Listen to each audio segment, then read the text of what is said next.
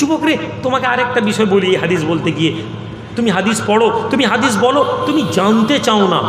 তোমার মাথায় ঢুকে গেছে নবীকে মানুষ প্রমাণ করতে পারলে মনে হয় বেশি সম্মান। তুমি মনে করছো আমি এত পড়েছি, সুতরাং নবীকে সাধারণ লোক প্রমাণ করতে পারলে এটাই সম্মান। তুমি মনে করছো নবীকে যদি আমি নিরক্ষর বলতে পারি, নাউজুবিল্লাহ, এতেই সম্মান। নবীকে যদি আমি মাটির বলতে পারি, নাউজুবিল্লাহ, এতেই সম্মান।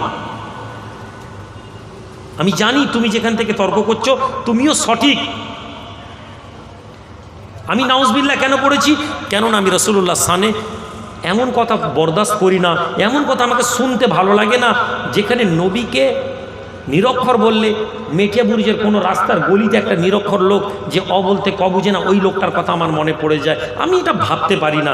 আমিও জানি দুনিয়াতে নবী কারো কাছ থেকে শিক্ষা নেননি, কিন্তু ওই শব্দটা, ওই নিরক্ষর শব্দটা আমার সমাজের মধ্যে যেখানে ইনসাল্টের বিষয় আমার ফিলিংসে আসে, তুমি বলবে দলিল কি,